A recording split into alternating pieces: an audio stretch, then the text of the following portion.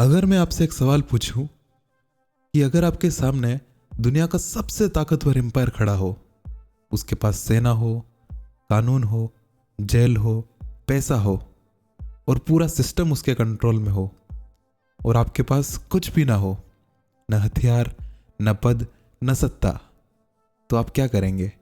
क्या आप लड़ेंगे या मान लेंगे कि यह लड़ाई जीतना नामुमकिन है? लेकिन इतिहास में एक आदमी था जिसने कहा, मैं लड़ूंगा, लेकिन तुम्हारे तरीके से नहीं। उसका नाम था मोहनदास करमचंद गांधी। और दिलचस्प बात यह है कि उन्होंने एम्पायर को बंदूक से नहीं हराया, उन्होंने एम्पायर की सबसे बड़ी ताकत को उसकी सबसे बड़ी कमजोरी बना दिया। बहुत लोग सोचते हैं कि गांधी अचानक महात्मा बन गए, लेकिन सच ये भी है कि गांधी भी एक ऑर्डिनरी इंसान थे। लंदन गए, उन्होंने सूट पहना, वेस्टर्न लाइफस्टाइल देखा। कई लोग यहीं से कहानी शुरू करके कहते हैं, देखो वो भी अंग्रेजों जैसे थे। लेकिन असली कहानी आगे से शुरू होती है, क्योंकि असली गांधी लंदन में नहीं बने, असली गांधी बने साउथ अफ्रीका में।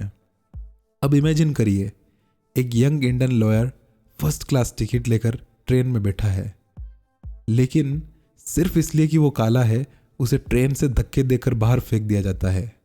यह सिर्फ इंसल्ट नहीं था, यह उस समय के सिस्टम का सच था।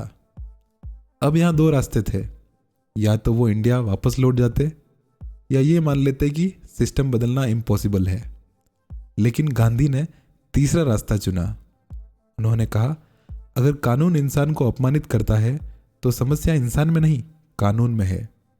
और यहीं से शुरू हुआ सत्याग्रह।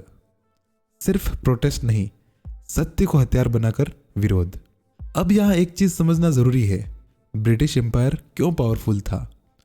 सिर्फ इसलिए नहीं कि उसके पास सेना थी, बल्कि इसलिए कि वह खुद को सिविलाइज्ड रूलर कहता था। वो दुनिया को कहता था, हम लॉ और ऑर्डर लेकर आए हैं। लेकिन गांधी ने क्या किया?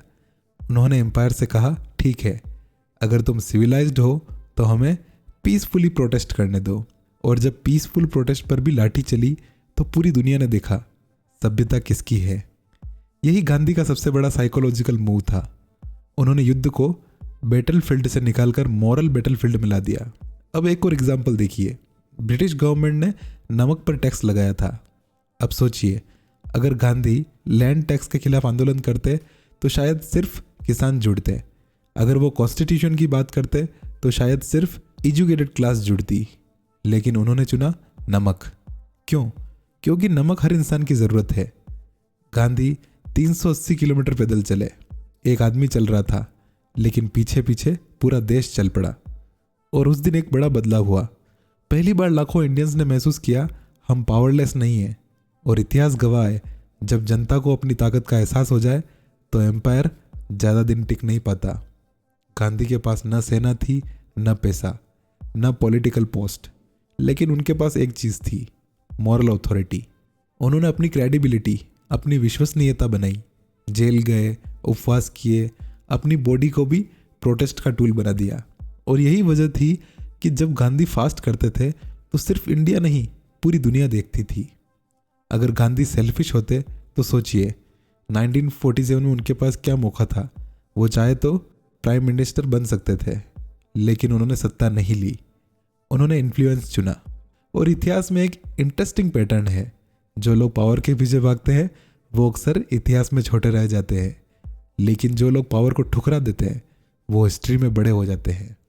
अब एक सवाल जो अक्सर पूछा जाता है, गांधी इतने पावरफुल थे तो उन्होंने बंटवारा क्यों नहीं रोका? यह आसान सवाल नहीं है। 1946-47 तक हालात कंट्रोल से बाहर थे, दंगे फैल चुके थे, पॉलिटिकल डिसीजंस कई नेताओं और ब्रिटिश के बीच हो रहे थे। लेकिन उस समय गांधी कहाँ थे? वो सत्ता की नेगोशिएशन में नहीं थे, वो कलकत्ता और दिल्ली में फास्ट पर बैठे थे ताकि हिंसा रुके। यह परफेक्ट सॉल्यूशन नहीं था, लेकिन यह कोशिश थी। और इतिहास में कई बार नेता परफेक्ट समाधान नहीं देते, वे समस्या के बीच नुकसान कम करने की कोशिश करते हैं। गांधी भी परफेक्ट नहीं थे, उन्होंने गलतियां भी की होंगी, लेकिन एक चीज़ साफ है, उन्होंने कभी कंफर्ट के लिए राजनीति नहीं की। उन्होंने सत्ता नहीं ली, उन्होंने वेल्थ नहीं ली, उन्होंने लोगों को एक चीज़ सिखाई, डर के बिना खड़े होना। और शायद यही वजह है कि एक दुबला पतला आदमी बिना सेना बिना हथियार दुनिया के सबसे बड़े एम्पायर को चुनौती दे सका, और शायद इसी वजह से दुनिया ने उसे महात्मा कहा।